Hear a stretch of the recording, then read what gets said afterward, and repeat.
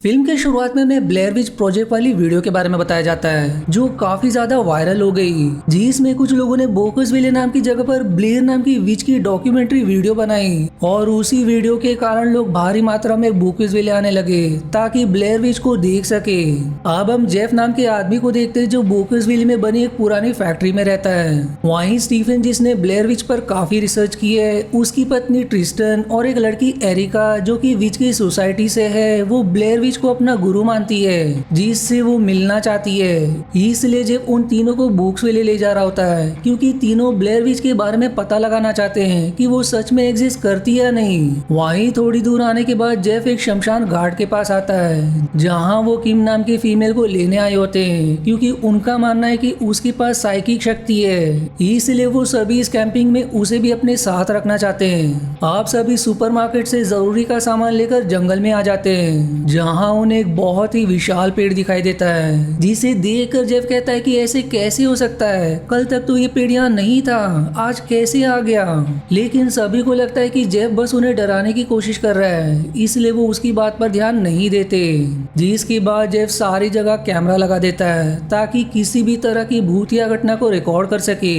अब रात को सभी कैंप लगाकर बातें करने लगते हैं। फिर तभी उन्हें किसी के चिल्लाने की आवाज सुनाई देती है जो सुनकर सभी घबरा जाते हैं और तब वहाँ कैंपिंग करने एक और ग्रुप आता है, लेकिन इससे दोनों ग्रुप में बहस हो जाती है जिस पर स्टीफन उनसे कहता है कि यहाँ तुम्हें कुछ अच्छी चीज देखने को नहीं मिलेगी और अगर तुम्हें कुछ देखना है तो यहाँ से थोड़ी दूर कॉफिन रॉक के पास जाओ जहाँ 18 सदी में कई सारे शव को पेंटाग्राम शेप में रखा गया है। इसलिए अब सभी वहाँ के लिए निकल जाते हैं, पर उनके जाने के बाद स्टीफन बाकियों से कहता है कि मैंने उनसे झूठ कहा कि वहाँ लोगों के शव को रखा गया है, जो सुनकर सभी हंसने लगते हैं।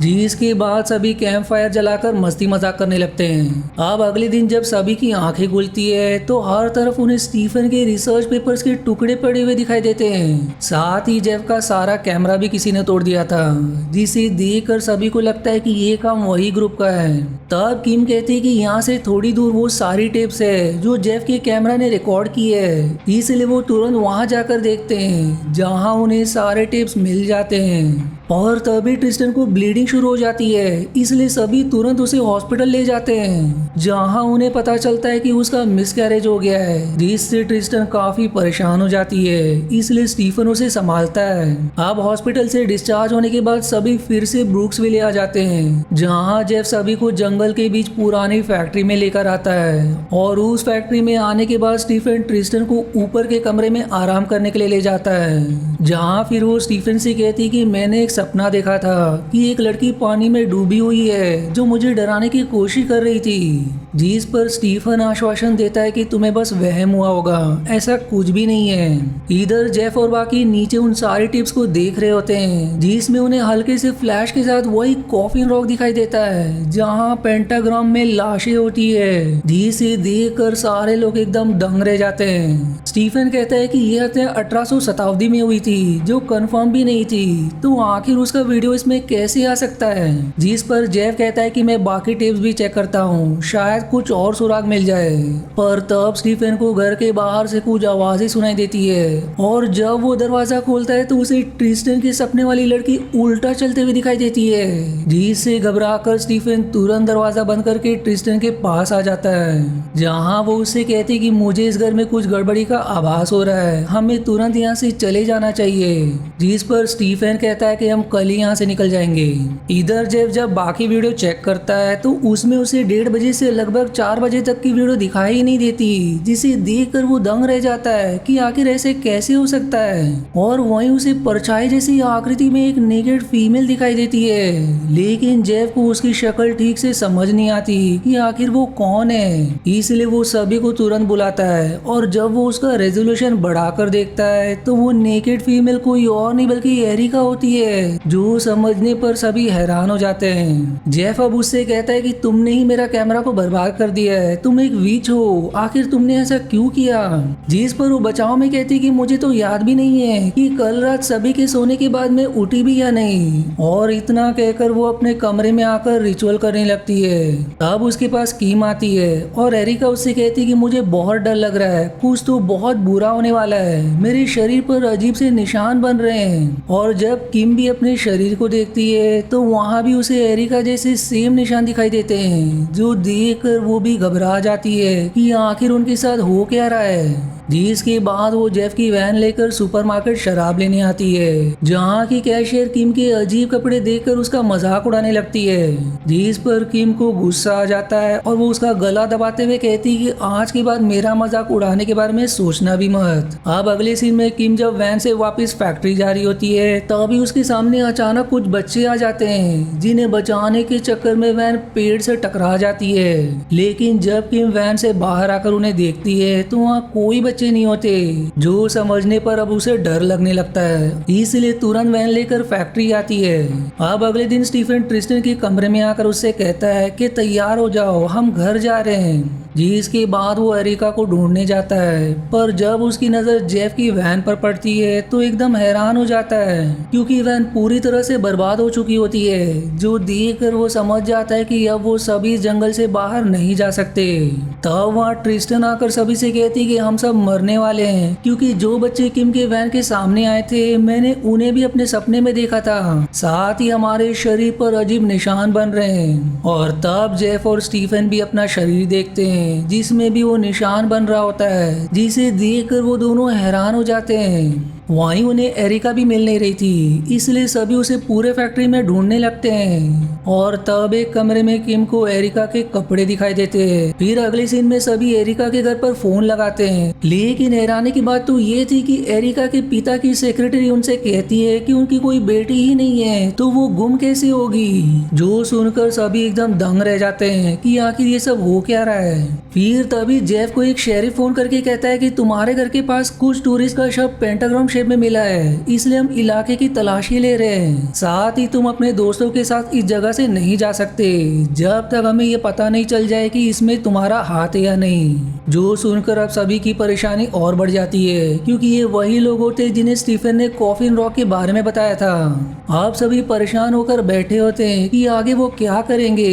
साथ ही सब एक दूसरे पर ही आरोप लगाने लगते हैं। फिर तभी उन्हें घर के बाहर एरिका दिखाई देती है, इसलिए स्टीफन बाहर जाकर देखता है, जहाँ एरिका उससे कहती है कि तुम सब अच्छे से जानते हो कि आखिर उस रात हुआ क्या था, और इतना कहकर वो वहाँ से चली जाती है। अब स्टीफन जैसे उसके पीछे जाने वाला होता है कि तभी वहाँ लगा ब्रिज टूट जाता है, पर जेफ और बाकी जैसे तैसे उसे बचा लेते हैं। इसके बाद अब स्टीफन ट्रिस्टन के कमरे में आता है, जहाँ वो उसे ब्लेयर विच के बारे में बताती है कि 18 सदी में एक बच्ची को विच बताकर लोगों ने उसे जंगल में बांध दिया था, जहाँ कुछ बच्चे आकर उसे परेशान करते थे और उसके शरीर पर धारदार हथियार से निशान बनाकर उसके अंदर अपने हाथ डालकर उसे तड़पाते थे, जिस कारण से वो बच्ची मर गई, जिसके बाद उसे पानी में फेंक दिया गया। जो जानकर स्टीफन हैरान हो जाता है, पर वो उसे दिलासा देता है कि ऐसा कुछ भी नहीं है। इधर जेफ जब क्लोजेट के पास आता है तो उसे वहाँ एरिका का शव दिखाई देता है, जिसे देखकर सारे लोग एकदम घबरा जाते हैं। और तभी अचानक में ही ट्रिस्टिन बैकवर्ड कहने लगती है कि बैकवर्ड जाने पर तुम्हें सुराग मिलेगा।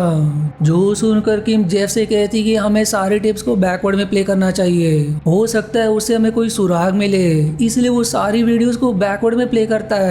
और अब ऐसा करने पर उस समय की भी वीडियो प्ले होने लगती है, जिस समय का टाइम गैप टेप नहीं था। और फिर उस वीडियो में उन्हें ट्रिस्टन दिखाई देती है, जो किसी तरह का मंत्र पढ़कर सारे लोगों को अपने नियंत्रण में कर लेती है।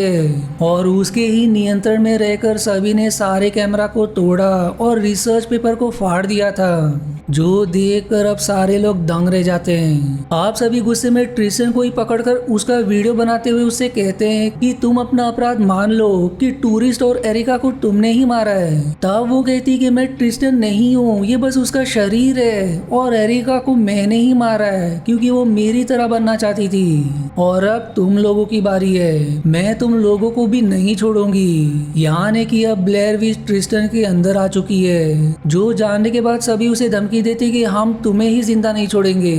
जिस पर फिर ट्रिस्टन खुद का ही गला रस्सी से बांधकर स्टीफन से कहती है कि अगर तुम्हारे अंदर हिम्मत है तो मुझे धक्का मारकर दिखाओ, क्योंकि मैंने ही तुम्हारी पत्नी और बच्चे को मारा है। जो सुनकर अब स्टीफन गुस्से में उसे धक्का मार देता है और अब गले में रस्सी के कारण ट्रिस्टन को फांसी लग जाती है, जिससे वो वहीं मारी जाती है। और फिर उसके मरने के बाद सभी को विजन आता है कि ट्रिस्टन के नियंत्रण में होकर कैसे उन्होंने मिलकर टूरिस्ट को मार दिया।